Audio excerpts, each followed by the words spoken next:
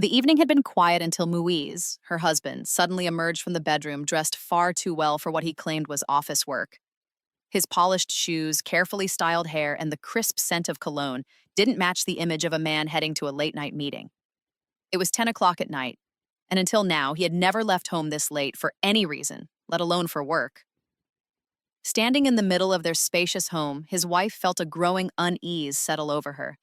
The property was more than just a house. It was a large, echoing estate where shadows seemed to multiply after dark. Sharing the place with only her 20-year-old daughter, Charmine, made the thought of a long, lonely night unbearable. "I don't like this," she admitted, her voice tinged with apprehension. "Take me and Charmine with you. We won't disturb you." Muize's tone softened as he placed his hands on her shoulders. "It's just one night. I'll be back in the morning," he said. The reassurance felt hollow and the unease didn't fade. She pressed again, asking why they couldn't accompany him if it was just office work. For reasons he didn't explain, irritation flashed in his eyes.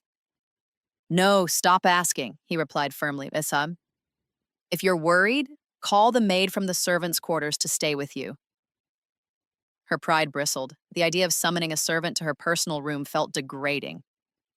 "So now I have to share my room with staff?" she remarked sharply. "Then sleep in the servants' quarters if you want company," Muiz countered. The suggestion only deepened her resentment. She had grown up in a wealthy family and married into another.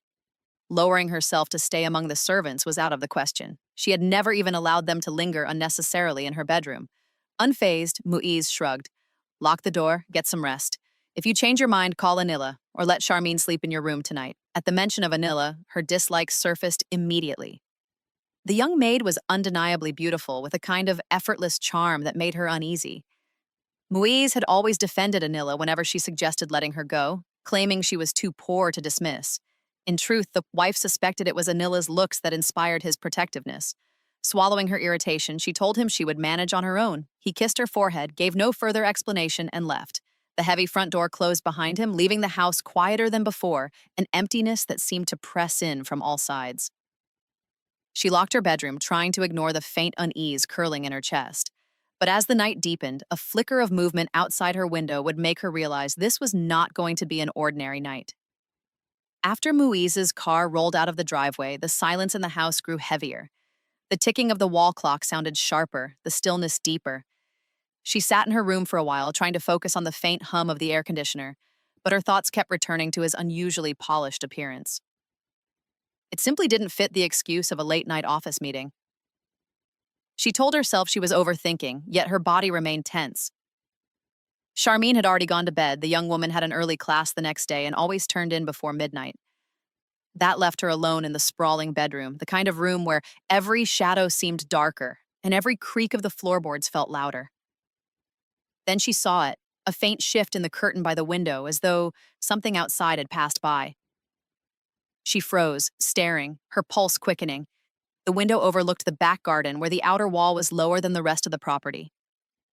Still, the house was guarded. A stranger entering unnoticed should have been impossible. She moved slowly toward the window, but the shadows offered no answers. Her mind began crafting possibilities. Maybe it was just a branch swaying or a trick of the light. She sat back down, telling herself not to be paranoid. But minutes later, another flicker of movement caught her attention, and this time she was certain it wasn't her imagination. The thought of calling Anila crossed her mind, but pride stepped in. She had always disliked the maid, not only for her beauty, but also for the subtle sense of confidence she carried. It irritated her that Muiz seemed so defensive of Anila, dismissing any suggestion to replace her. In the wife's mind, Anila's presence in the house was tolerated only because she had no say in the matter. Instead of going to the servants' quarters, she wrapped her shawl tightly around herself and decided to check the rest of the house. If someone had truly managed to get past the guards, she needed to know. Passing Charmine's door, she considered waking her, but stopped. No need to frighten her daughter unless it was necessary. Her steps echoed softly as she moved through the dim hallways, checking doors and windows. Everything appeared in place. She made her way to the back entrance that led toward the servants' quarters, debating whether to involve Anila after all. Before she could knock, the maid's door opened on its own, and Anila stood there smiling, as though she had been expecting her. The door swung open before she could even lift her hand to knock. Anila stood there, her face glowing in the dim porch light, wearing bright bangles that clinked softly as she moved, and lipstick that gave her smile a striking contrast. The effect was startling, as though she had been waiting for this moment. "Please come inside, madame," Anila said warmly, stepping aside to make room. The wife hesitated, caught off guard not only by Anila's readiness, but also by her appearance. "You're awake? At this hour?" she asked, her tone betraying both surprise and suspicion. Anila nodded, her voice carrying a hint of pride. "Yes, madame. Before leaving, sir told me you might feel uneasy tonight. He said you could need me, so I thought I should stay awake just in case. I know you don't like being alone at night." Her words landed awkwardly. On one hand, there was the practicality of Muize's instruction. On the other, it felt oddly intrusive, almost as if this had been prearranged without her consent. The thought that Muize had involved Anila in her private fears irritated her further. "Thank you," she said curtly. "But I'm fine. I only stepped out for some fresh air." "You should rest." Anila tilted her head, her smile unbroken. "If you're not feeling sleepy, you can stay here tonight. My quarters may be small, but you won't feel alone." The suggestion struck her pride like a sharp blade. Sleeping in a servant's quarters was unthinkable. She shook her head firmly. "No, that's not necessary. You should go to bed. Sir shouldn't have disturbed you over nothing." Anila's tone softened. "If you change your mind, I can also come with you to the main house. Just say the word." The wife felt the conversation was becoming too personal. "It's fine. Go to sleep." With a polite but strained nod, she turned back toward the main building, her shawl wrapped tightly around her. She retraced her steps through the silent hallways, checking the windows one more time before returning to her room. The back door to the servants' area was locked behind her, a small act meant to restore her sense of safety. Yet the moment she entered her bedroom, her heart lurched. She thought she saw a shadow dart away from the window, disappearing into the darkness outside. Her earlier tension returned in a sharp wave, and she realized the night was far from over. The uneasy feeling from the shadow outside refused to fade. Every creak of the floorboards and faint rustle from the garden made her nerves tighten further. She sat on the edge of the bed, listening, unsure whether her imagination was playing tricks or if someone truly lingered nearby. Finally, the tension became too much to bear. Wrapping her shawl tightly around her, she left the bedroom and made her way back through the dim corridors to the servants' quarters. This time, she knocked firmly on Anila's door. The maid appeared almost instantly, smiling again as though she had been expecting the call. "Come inside, madam. You'll be safer here," she offered. But the wife shook her head. "No, I want you to come with me to the main house. Charmine is asleep there." Without hesitation, Anila followed. They moved quietly through the hallways until they reached Charmine's room. The young woman was curled under her blanket, breathing steadily in the deep rhythm of sleep. The windows were closed, the curtains drawn. Satisfied that her daughter was safe, the wife gently closed the door. Back in the main bedroom, she felt a wave of reluctant relief. It was strange to have Anila there. After all, just hours earlier she had dismissed the idea of inviting her, but fear had a way of softening pride. Anila glanced at her and said, "You seem tense. Why don't I massage your feet? It will help you rest." The wife refused at first, shaking her head. "It's not necessary." But Anila persisted with gentle insistence. "You've been busy all day. Let me help. You'll sleep better." Before she could object again, Anila disappeared briefly and returned with a small bottle of oil. Sitting at the foot of the bed, she began to press her hands into the soles of the wife's feet. Her touch was warm and surprisingly skilled, each movement slow and deliberate. The sensation was unexpectedly soothing. The wife felt her shoulders relax, her eyes growing heavier with each passing moment. She didn't remember when her breathing deepened into sleep. When she awoke, pale light was filtering through the curtains. She was lying diagonally across the bed, her blanket missing. Anila was nowhere in sight. The clock read 5 in the morning. Confused, she called for the maid, who soon hurried back in, claiming she had taken the blanket to wash because oil had spilled on it. After Anila left with the washed blanket, the early morning light gave her a brief sense of calm. She told herself the worst was over. Most of the night had passed, and soon the sun would rise. Pulling her shawl around her, she reclined on the bed, expecting to drift back into a light sleep. But the next time she opened her eyes, the room was not empty. A tall figure stood only a few steps away, his face concealed behind a black mask. For a second, her mind refused to accept what she was seeing. She had locked the door after Anila left. Charmin's name on his lips froze her blood. She nodded slightly, signaling she understood. Slowly, he removed his hand, but his gaze stayed locked on hers, his presence radiating menace. She tried to keep her voice steady. "Take whatever you want, just leave me and my daughter unharmed." A faint, chilling smile appeared beneath the mask. "I came for exactly what I want," he replied, stepping closer. "You'll remember this night for the rest of your life." She attempted to move away, but he caught her wrists and tied them quickly with a coarse rope. Panic clawed at her chest. This wasn't a thief looking for valuables. This was something far worse. The assault was swift and brutal, tearing away not just her sense of safety, but the dignity she had guarded all her life. When it was over, she was left trembling, the rope still biting into her skin. As he adjusted his mask, he leaned closer and whispered words that turned her fear into sheer terror.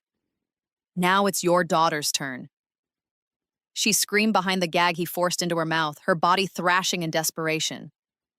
Bound and helpless, she could do nothing but watch him move toward the door, his footsteps carrying the weight of her worst nightmare. When she regained consciousness, sunlight was streaming through the curtains. Her head throbbed, her mouth was dry, and every muscle ached. For a moment, she thought she had woken from a nightmare, until the memory of the masked man's voice and the feel of the ropes returned in a crushing wave. She sat up abruptly, scanning the room. The door was closed, the windows latched. The only new presence was Muiz, standing near the foot of the bed, looking at her with a mixture of curiosity and mild concern. "What's wrong with you? Why are you shouting Charmin's name?" he asked as she tried to catch her breath. Her words tumbled out in panic. Someone broke into the house last night. He came into this room, he ruined me, and then he went to Charmin's room. We have to find her. She could be—" Muiz raised a hand to stop her. "Calm down. Charmin is fine. She had breakfast and went to school. Anila took her. When I came in, you were sleeping so soundly I almost didn't want to wake you." She stared at him, disbelief etched into every line of her face. "Sleeping? I wasn't sleeping. I was tied up, gagged. I couldn't move, couldn't scream." He cut her off with a frown. "Do you hear yourself? This sounds like some bad dream you're turning into a story. If someone broke in, the guards would have seen him. All the doors were locked. Nothing is missing from the house. Are you sure you didn't imagine it?" Her voice cracked under the weight of his dismissal. "Why would I imagine something like this?" Muiz's expression hardened, a shadow of suspicion crossing his face. "I think you're hiding something. Maybe you invited someone here yourself, and now you're using this tale to cover it up." The accusation struck her like a physical blow. "How can you even say that?" Instead of answering, he stepped back as if her very presence disgusted him. "I don't believe you. Either you let someone in or this entire thing is a fabrication. In both cases, you've brought shame into my home." Her protests fell into the silence between them. It was clear that not only would he not protect her, but he was also willing to brand her as the cause of her own suffering. Muiz's voice rose, his tone now sharp enough to slice through the air. "Do you think I'm a fool? The house was locked, the gates guarded. No one could get in without help from the inside. And you expect me to believe some stranger just appeared in your room, did what you claim, and left without touching a single piece of jewelry or money?" Her hands trembled at her sides. "I'm telling you what happened. I don't know how he got in." He stepped closer, pointing a finger at her chest. "I'll tell you how. You let him in. You've been desperate for a child. And since I couldn't give you one, you decided to take matters into your own hands. Now you want to play the victim to hide your shame. The words hit her like a slap. That's a vile thing to say, she whispered, her voice breaking. He gave a bitter laugh. Is it? You refused to have Anila in your room before, and suddenly last night you invite her over? Don't think I don't see the setup. You wanted her here to back up whatever story you're spinning now. But I'm not buying it. Her mind spun, the weight of the accusation pressing down on her. You're wrong. I didn't plan any of this. I don't care, he interrupted, his tone final. Whether you're lying or telling the truth, I will not live with you after this. You've disgraced me, and you've involved my stepdaughter in your madness. Pack your things and get out. You can take her with you, but you will not set foot in this house again. The certainty in his voice left no room for argument. She felt the ground shift beneath her, her marriage collapsing in a matter of minutes. By that afternoon, she had gathered what little strength she could and left for her father's home, collecting Charmine from school on the way. Her father was shocked to see her arrive so suddenly, his questions pouring out before she could even sit down. She told him pieces of the story but avoided the worst details. How could she explain something even her husband refused to believe? How could she answer the unspoken question? Why had the intruder come for her and her alone? The truth was she didn't know, and with Muize's words still echoing in her head, she feared she never would. 6 months passed in a haze of numbness. She stayed at her father's house, raising Charmine in the quiet shadow of shame and unanswered questions. The neighbors' stares, the whispered conversations she could never quite hear. She learned to keep her head down and avoid eye contact.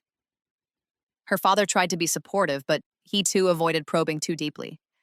The subject of that night was a wound no one dared to touch. She focused instead on her daughter's schooling, her routines becoming mechanical: breakfast, drop-off, chores, pickup, homework, dinner, sleep. It was a life stripped of joy but free of conflict until the afternoon Anila arrived. She was standing at the front gate when Charmine came running into the yard. The little girl froze upon seeing her stepmother from another life, then cautiously walked inside. Anila greeted her with a smile that didn't quite reach her eyes, then turned her attention to the woman she had once shared a roof with. May I come in? Anila asked, though she was already stepping past the threshold. Inside, the air between them was tense. Why are you here? She asked, her voice low but steady. Anila glanced toward Charmine, who had disappeared into her room before answering. I wanted to check on you and to tell you something you deserve to know. The woman crossed her arms, suspicion rising. 6 months of silence, and now you want to talk? Why? Anila lowered herself into a chair, her movement slow, deliberate. Because I've been carrying guilt, and I can't keep it to myself anymore.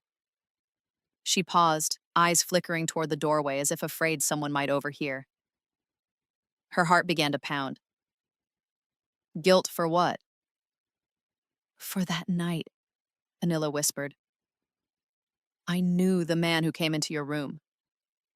The words made the walls feel as though they were closing in. What are you talking about? Anila leaned forward, her voice shaking. He wasn't a stranger. He was someone Muize sent. He wanted to humiliate you, to make you leave without a fight. He told me to keep quiet and play along, and I did. The confession struck her like ice water. For months, she had lived believing it was a random attack. Or worse, that she had been disbelieved because the truth was too strange. But this was something else entirely. It was betrayal, carefully planned and executed under her own roof. For a moment, she could not speak. Her mind was a storm of disbelief, rage, and a sickening clarity. You're lying, she finally said, though her voice lacked conviction. Anila shook her head. I wish I were, but I saw it all from the beginning. Muize told me weeks before that he wanted you out of the house. He said he was tired of your accusations about his neglect, tired of your demands for attention. Divorce, he said, would make him look bad in front of his family, so he needed a reason that made you seem at fault. The woman's fingers curled into fists. And you agreed to help him? I didn't have a choice, Anila stammered. I'm not proud of it. He promised me security, Said he'd make me his legal wife if I cooperated. And I was scared.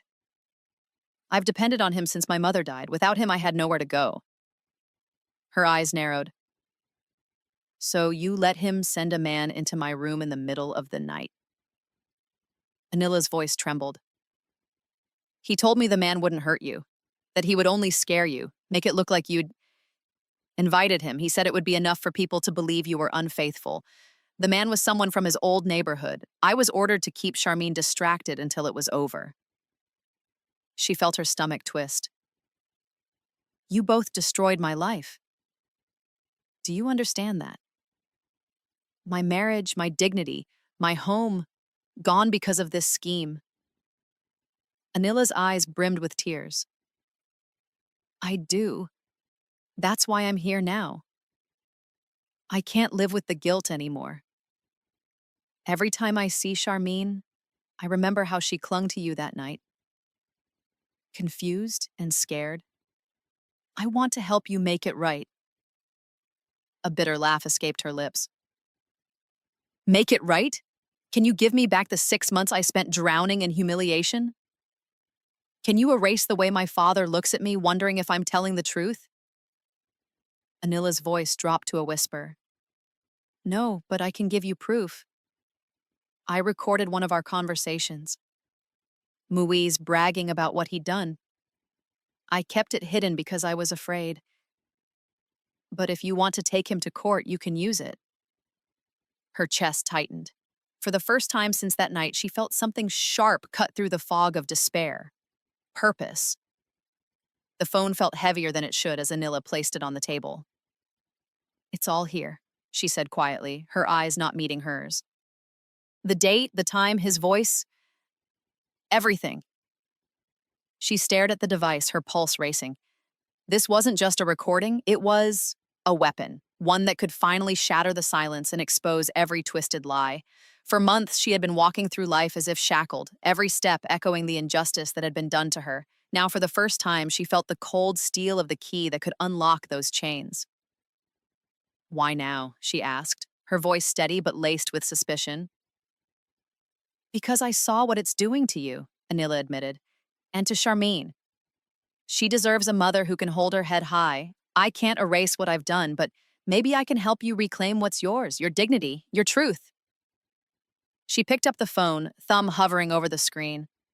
The file was labeled in a way only Anila would understand, but there it was, a lifeline disguised as a string of digital code.